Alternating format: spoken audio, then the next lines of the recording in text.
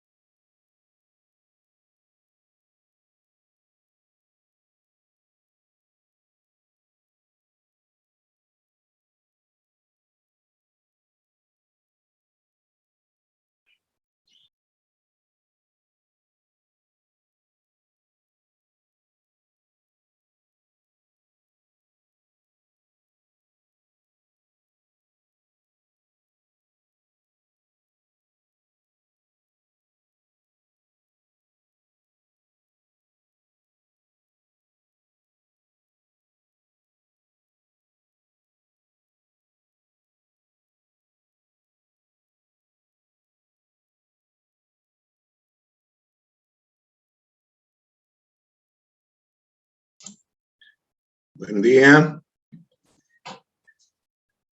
Buen día, jóvenes. Buen día, ingeniero. Bien, ingeniero. Buen día, ingeniero. Estaremos de una vez porque tengo una reunión, así que vamos a hacer una clase cortita.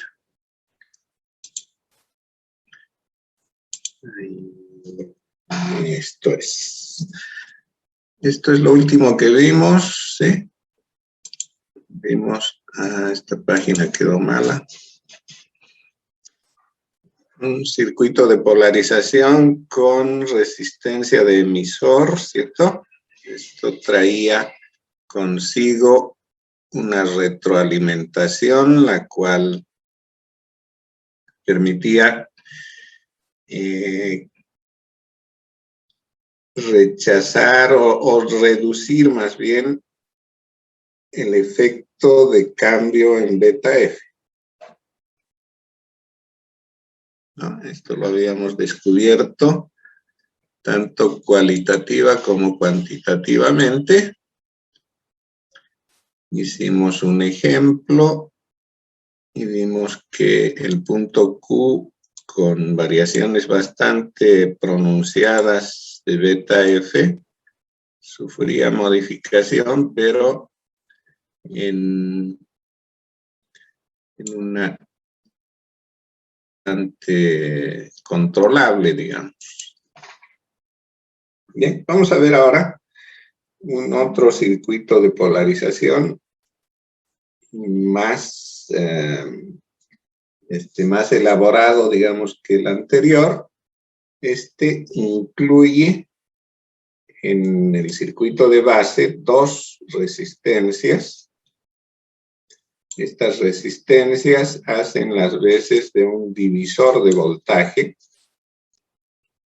El divisor de voltaje tiene el efecto de mantener la relación entre las dos resistencias, aunque el valor de estas cambie.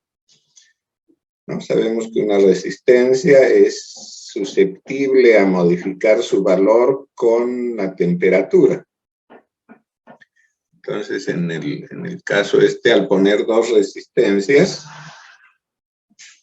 y estando estas en el mismo ambiente térmico, la temperatura les va a afectar a ambas en la misma medida.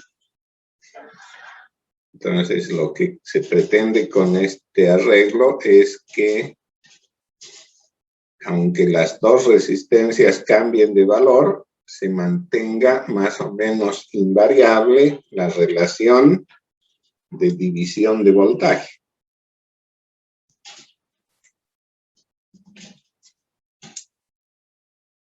Bien, entonces veámoslo de esta manera. Desde el punto de vista de la base, el circuito, que está conformado por la fuente BCC y las dos resistencias, R1 y R2, sabemos que se puede sustituir por su equivalente de Thevenin. ¿Sí? El equivalente de Thevenin de un circuito serie es una fuente de voltaje en serie con una resistencia, siendo, eso lo podemos calcular, ¿no? Aquí lo que pretendemos es que este circuito formado por la fuente VCC, las resistencias R1 y R2, visto desde la base, ¿no? Aquí está la base del transistor, sea sustituido por su equivalente de Thevenin, de manera que la base siga viendo lo mismo.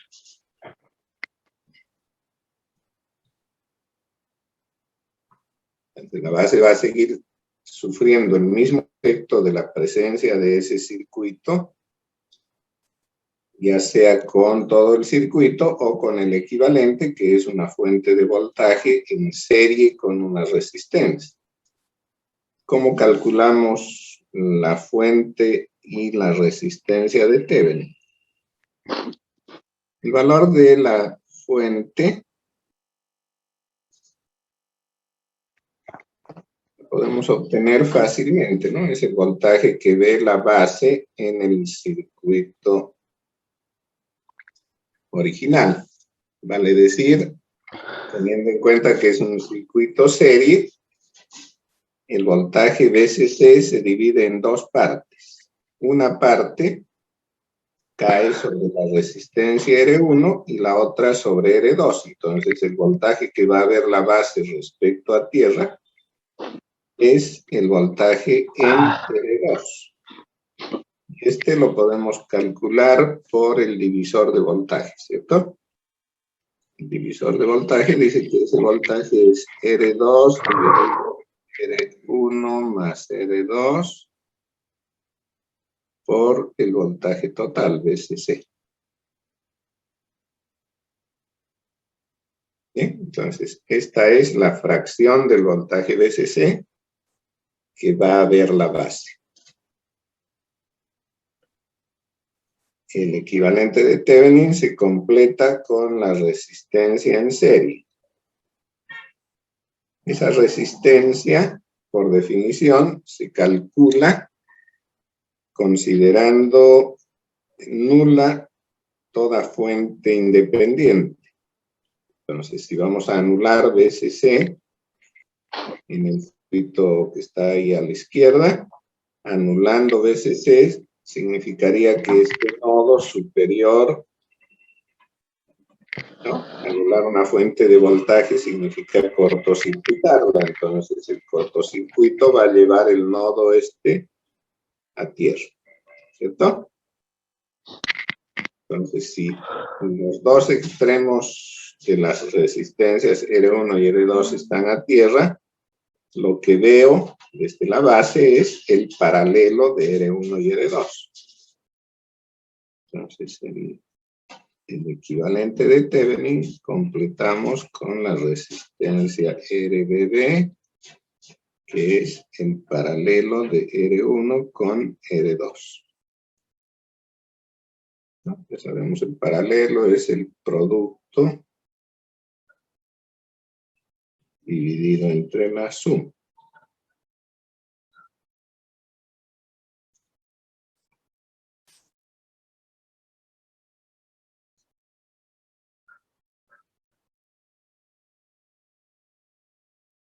Bien, con eso ya podemos entrar a calcular la corriente de base.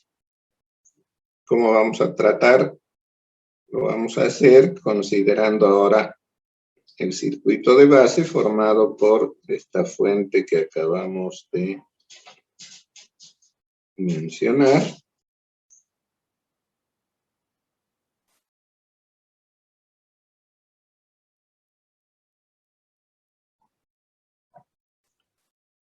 Y aquí ya tengo la base del transistor, ¿cierto? Entonces, del transistor me interesa ver solamente la unión base-emisor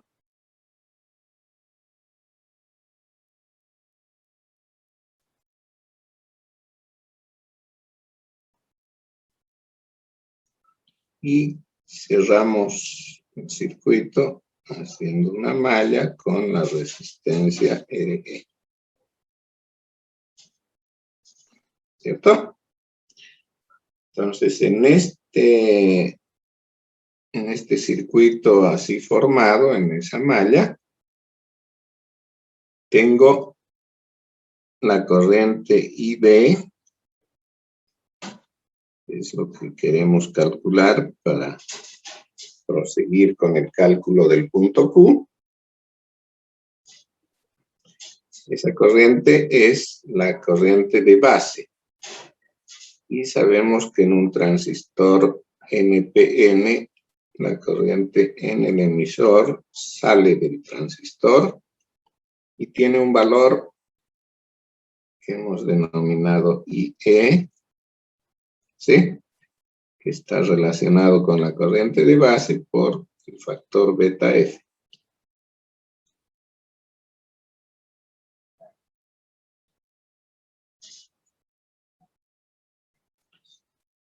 El otro término a considerar aquí es el voltaje entre base y emisor. A ese voltaje entre base y emisor lo hemos tratado como si fuera constante, ¿no? Eso es válido para un cálculo rápido, como el que pretendemos, ¿sí?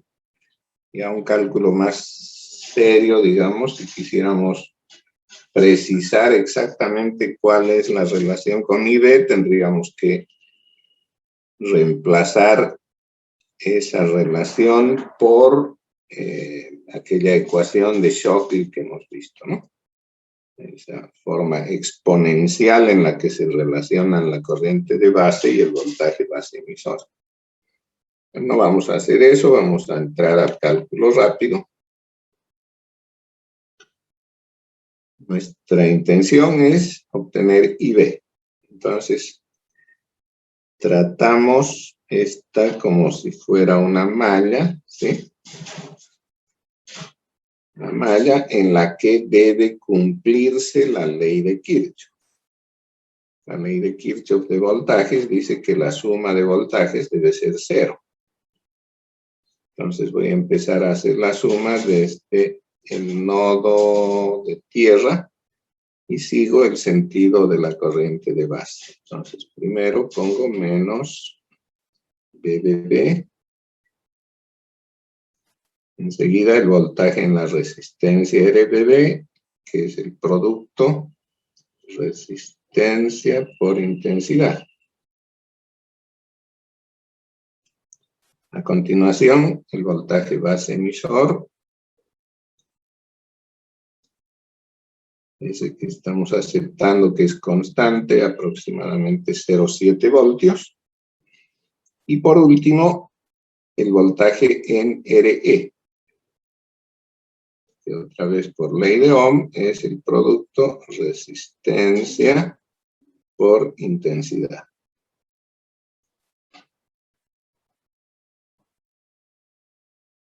Esta suma debe ser igual a 0, ¿cierto? Suma de voltajes igual a 0 y de aquí despejo IB. Entonces, IB será BBB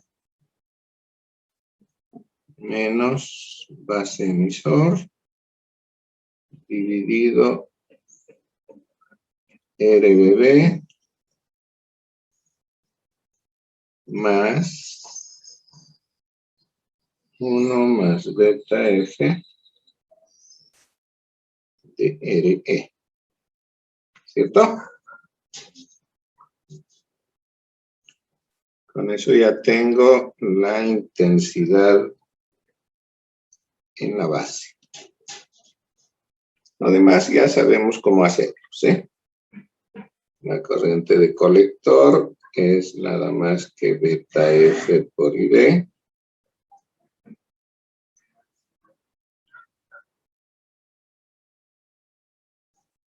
Y el voltaje entre colector y emisor, que es el que completa el punto Q,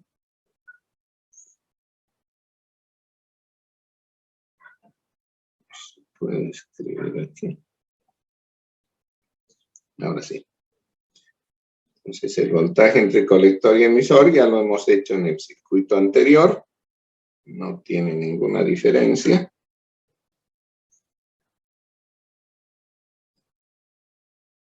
¿No? Hemos hecho una aproximación usando la relación entre corrientes de colector y emisor. Y llegamos a que esto es aproximadamente con un buen margen de proximidad, apenas el error puede llegar a 1% y a veces menos.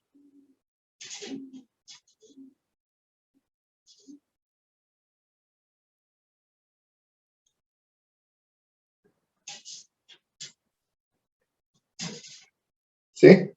Y esta última ecuación es la que da lugar a la ecuación de la recta de carga,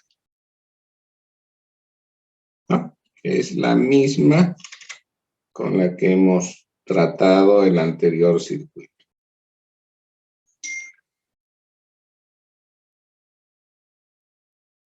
¿Cierto? Tal vez puedo hacerla un poquito más compacta de manera que me pueda caber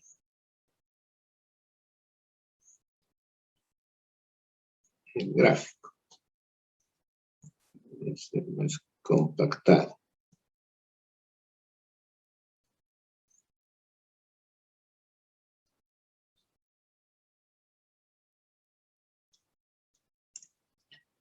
Entonces, el trazo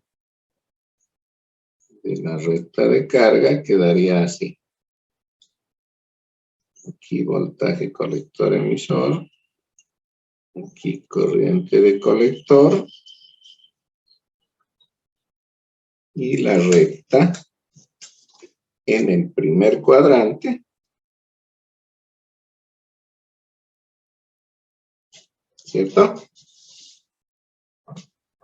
Los puntos que nos interesan en esa recta son los cortes que tiene en cada uno de los ejes. En el eje horizontal, el eje de corriente, corta en BCC sobre DC más RE,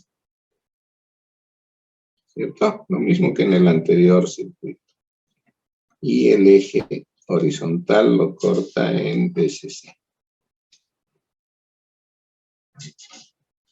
Bueno, entonces ese es el trazo de la recta de carga. Y sobre ella está ubicado el punto Q. En algún lugar de la recta de carga está el punto Q. Nos interesa que esté lo más centrado posible, aunque debemos tener en cuenta que ese voltaje no es precisamente la mitad de la recta de carga, sino, en el mejor de los casos, 1/3 del valor BCC. ¿No? ¿Eso para qué? Simplemente para darle un margen lo más amplio posible a el voltaje de salida, porque el voltaje de salida, ya considerando la señal que va a ingresar por base, va a hacer mover el punto Q. Entonces ese punto Q se desplaza junto con la señal para arriba y para abajo. Y queremos que al bajar no llegue al corte y al subir no llegue a la saturación. ¿De acuerdo? Entonces, con estas 3 ecuaciones hemos podido determinar el punto Q.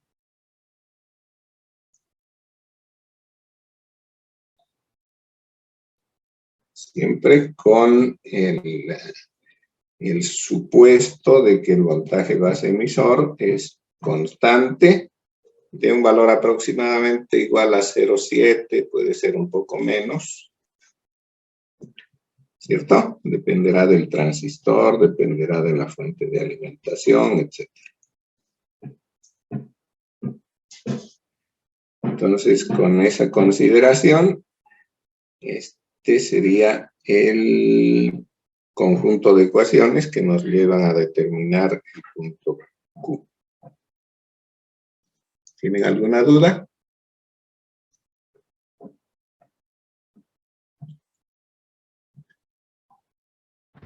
Seguí. Ingeniero, buen día. Buen día. ¿Qué me dice? En el primer circuito, la resistencia RC ya dejaría de tomarse en cuenta cuando se convierte, o sea, haya el equivalente de Thevenin. No desaparece. Simplemente que por comodidad, para no dibujar todo el circuito, dibujé solamente esta malla. ¿Ya? Esa malla. Pero cambiando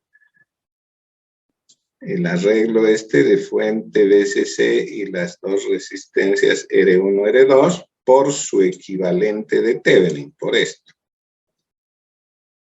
Ya, desde el punto de vista de la base, en lugar de todo ese arreglo, puse la fuente BBB en serie con RBB. Ahí, ¿cierto? Y lo que nos interesa es tratar la malla esa que había marcado. Entonces, dentro de esa malla están incluidas la fuente y la resistencia de Thevenin, la unión base-emisor, ¿sí? Y la resistencia de emisor. Aquí sigue estando la resistencia de colector con la fuente BCC, ¿no? Eso no se ha quitado. Pero es parte del otro circuito, del circuito de salida, que da lugar al cálculo del voltaje colector emisor. ¿Ya? No ha desaparecido la resistencia RC, sigue ahí. No la quise dibujar nada más para simplificar el dibujo. En realidad debería estar ahí así, ¿no? Le voy a poner para completar, digamos. ¿Cierto?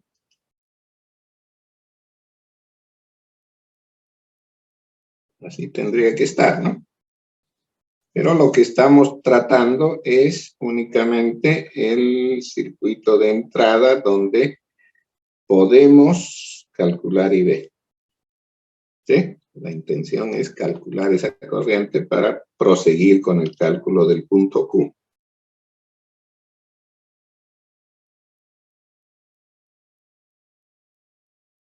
Una vez determinada la corriente de base y la de colector, que es la corriente que circula aquí, ya podemos calcular el voltaje entre colector y emisor, que es este, ¿no? Y eso lo haremos en el circuito de salida. Ya lo hicimos en el anterior circuito de polarización. Es exactamente igual el circuito de salida.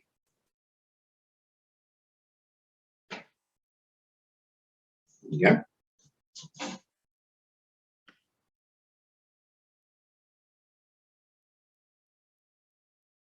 Esta ecuación de aquí se obtiene de sumar voltajes en la otra malla, la malla de salida.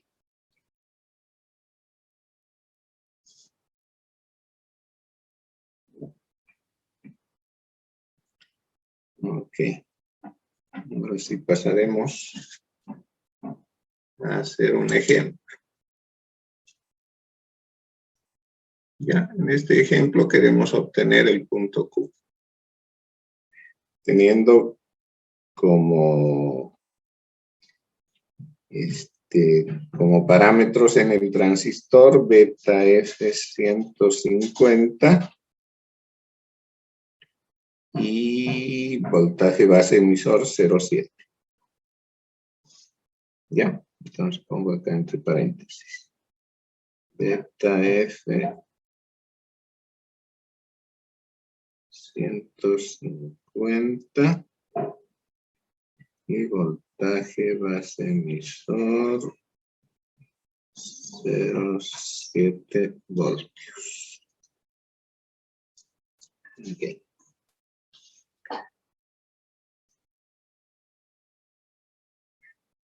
Entonces, lo primero que hago es calcular el equivalente de Thevenin.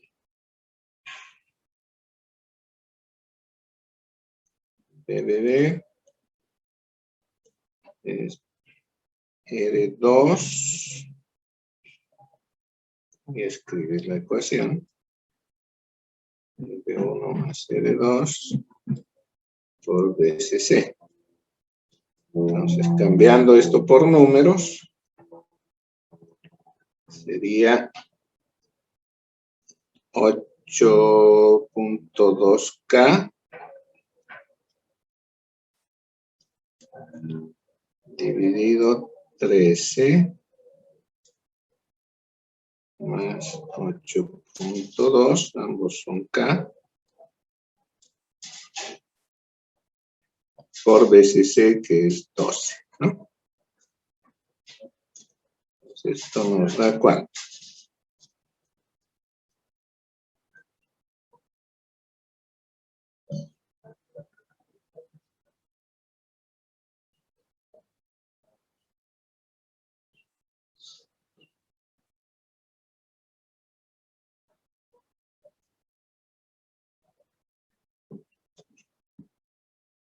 $4.64, ¿sí? 464 voltios. A continuación, la resistencia RBB, que es el paralelo R1, R2.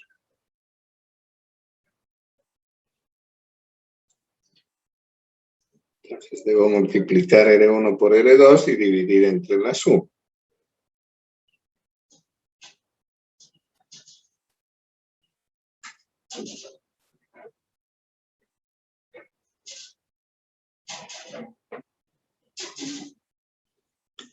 Eso me da 5.03 más o menos.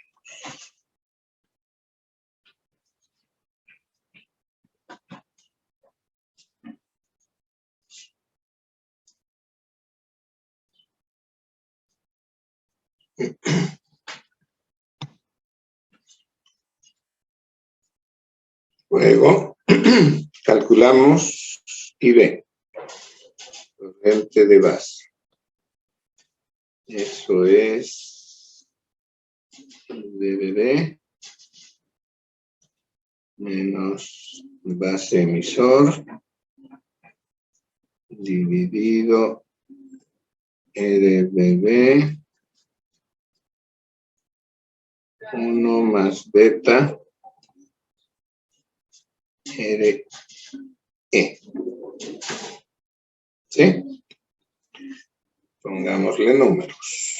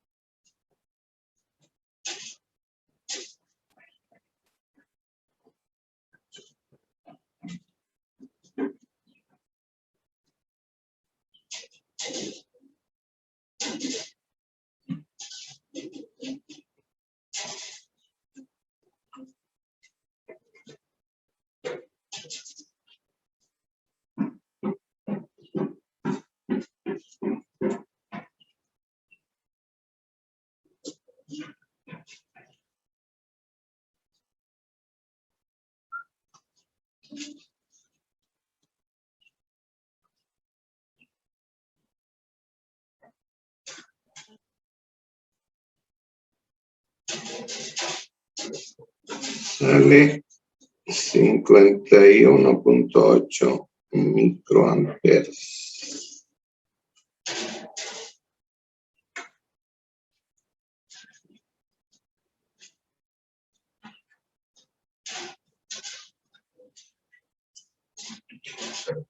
y B.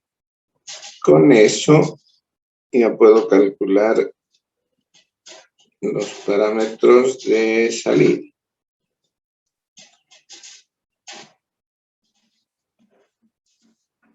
Y C es beta F por IB.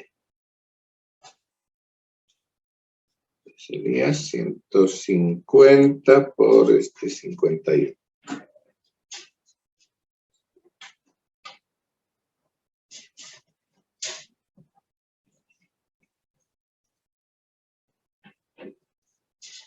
Entonces, IC viene a ser 7.78 miliamperes.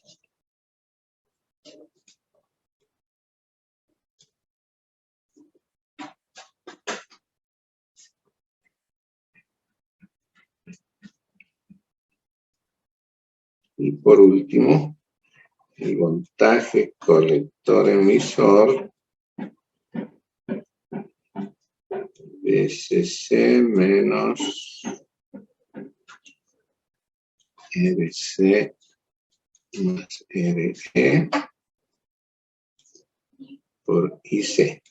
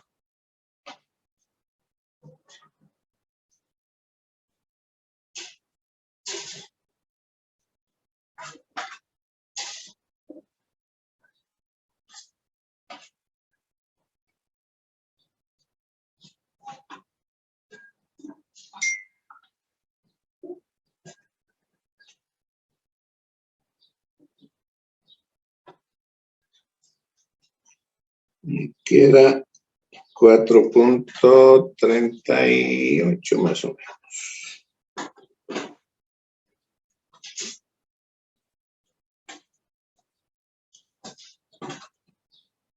Voltios, ¿sí?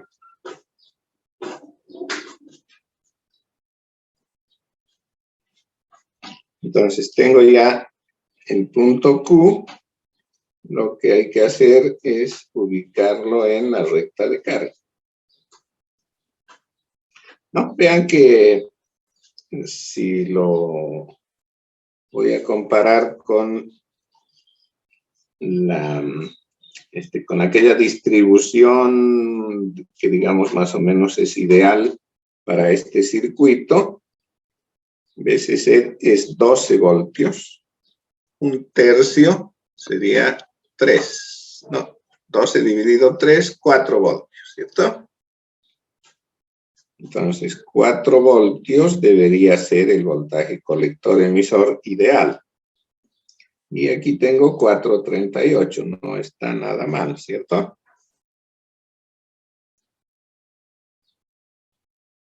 Entonces, 438 está cercano a un tercio de VCC. Ahora, tracemos la recta de carga. Decíamos, la recta tiene punto de corte en el eje vertical, en ese punto que hemos llamado B, y está dado por VCC dividido RC más RE. ¿Cuánto es eso? 12 dividido 3, la suma RC más RE. Sale 12.2 miliamperes.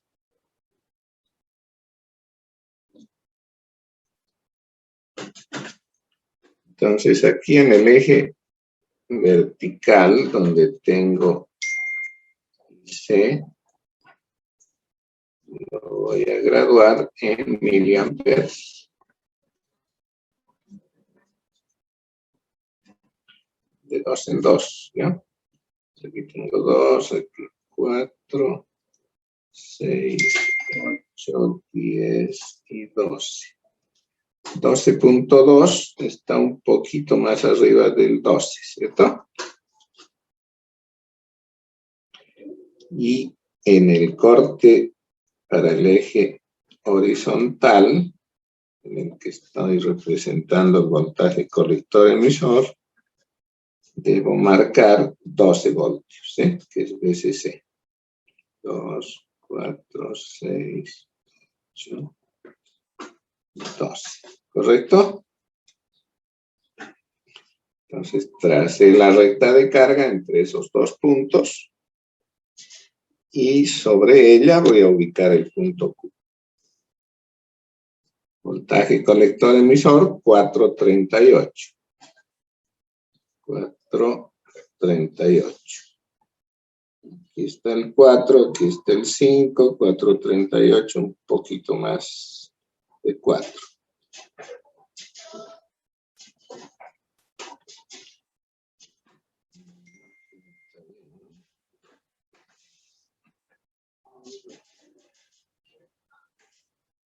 Y la corriente de colector 778, casi 8.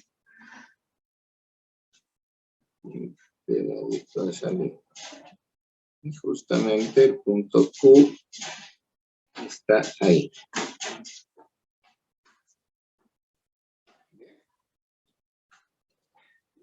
Entonces tiene espacio para moverse. Se ve que está más cercana a la saturación que el corte, ¿sí? Pero aquí hay que considerar que el nivel del corte no es 0 voltios.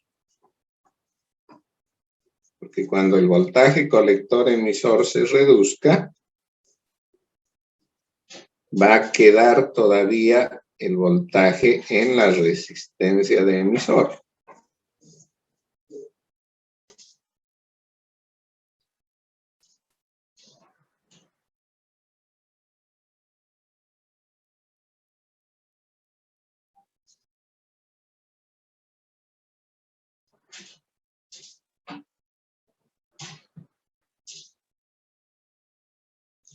Bien, podemos seguir.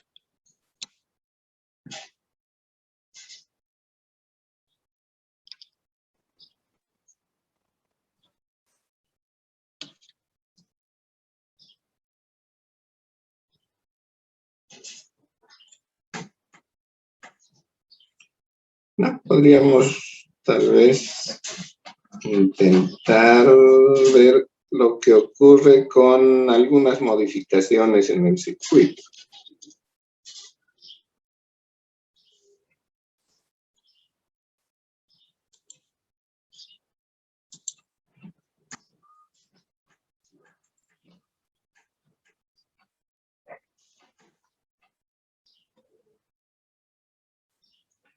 Por ejemplo, si aumenta la temperatura,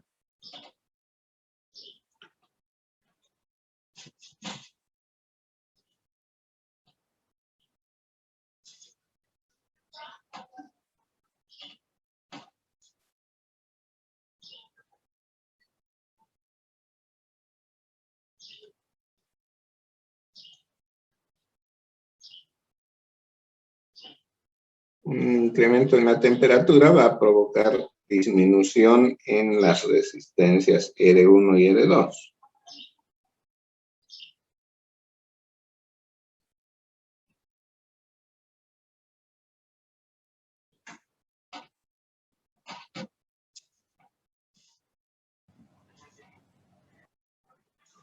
¿Ya?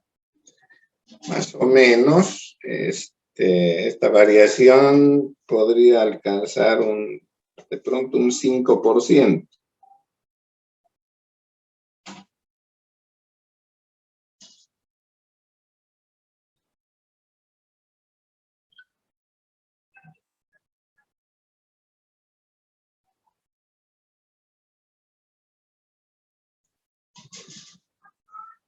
ya con incrementos de temperatura del orden de cercanos a 10 grados más o menos. ¿Qué ocurre con el divisor de voltaje?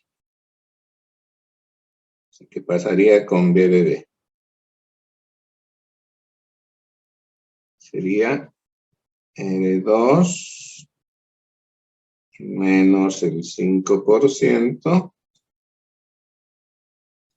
Y abajo tengo R1 menos 5% más R2 menos el 5%, ¿sí?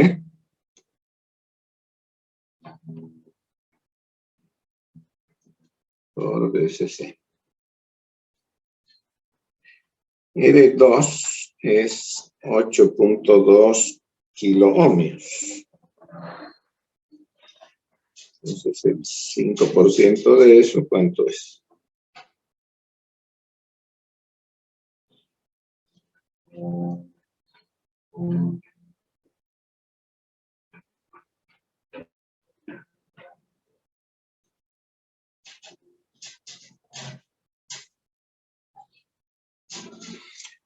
$8.61.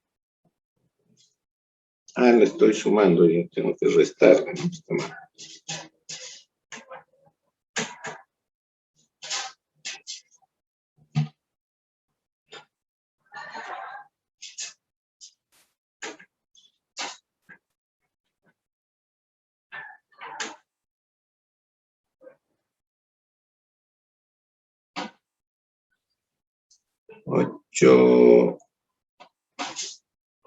Sigo mal.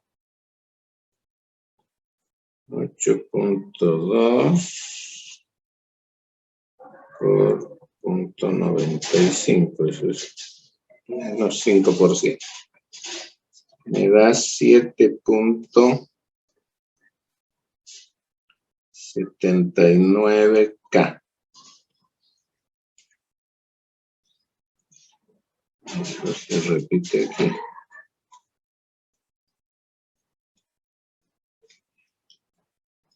Y con la otra de 13,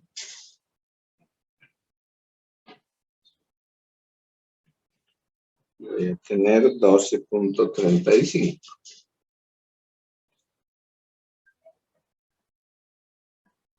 Esto también es K. ¿Cuánto me sale eso?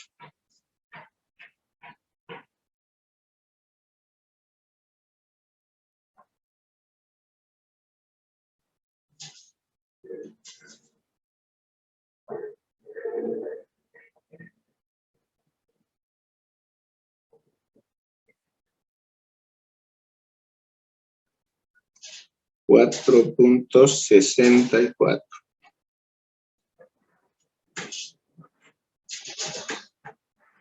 ¿Cuánto teníamos sin la modificación?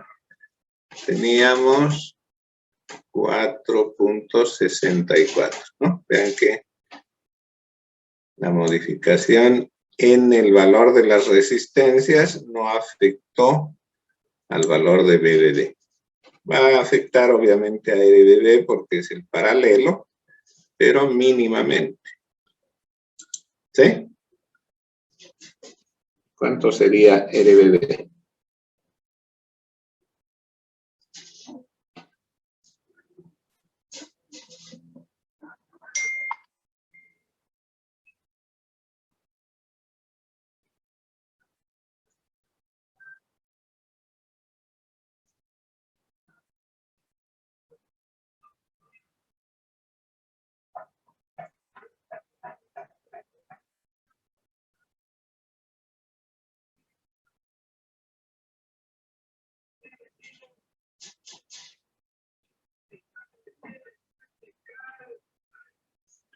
Ahí sale 478 kiloohmios.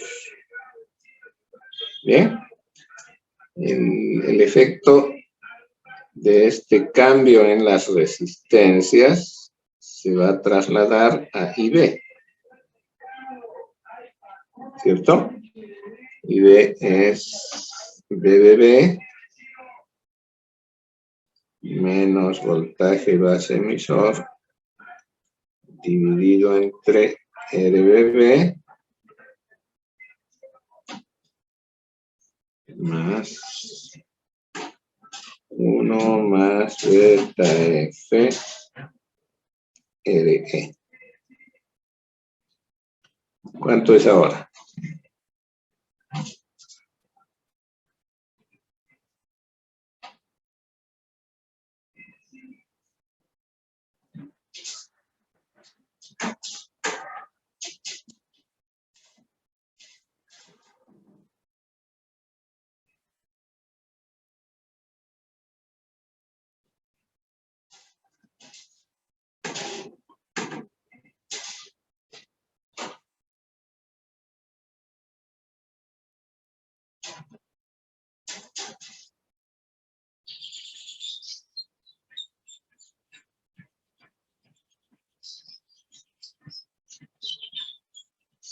Mm, 52 microamperes.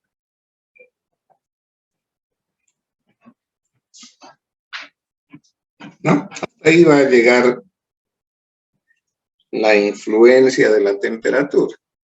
En el caso de no modificarse nada, teníamos I de 51.8. Vean que no ha cambiado casi nada, ¿no? Entonces, la influencia de la temperatura en el circuito de entrada es mínima y el punto Q se va a mantener estable.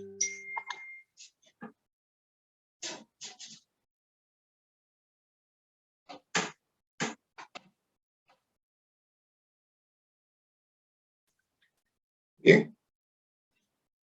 Entonces, con esto terminamos la clase. Ya tengo una reunión, así que tengo que preparar todavía algún material para eso y no me va a dar lugar a continuar la clase. Bien, entonces ya tenemos fijada la fecha del examen para el lunes 12, ¿cierto? Lunes 12. La próxima semana le vamos a dedicar una parte de la clase a resolver algunos problemas, a resolver problemas típicos de examen. Bueno. Sí, ingeniero. Ya, en el curso del fin de semana les voy a pasar un práctico, de manera que puedan ir resolviendo ustedes por su parte. Pueden pedirle colaboración al ayudante para ello, ¿no? El auxiliar está para eso. Entonces, tendremos ejercicios que van a ir a sumar parte de la nota parcial en ese práctico y ejercicios que vamos a hacer durante lo que queda de la semana, ¿no? En cada clase hacemos una partecita dedicada a problemas y el resto para avanzar, porque si no, nos vamos a quedar atrasados. Bien. Entonces me despido hasta el día lunes. Hasta luego, ingeniero.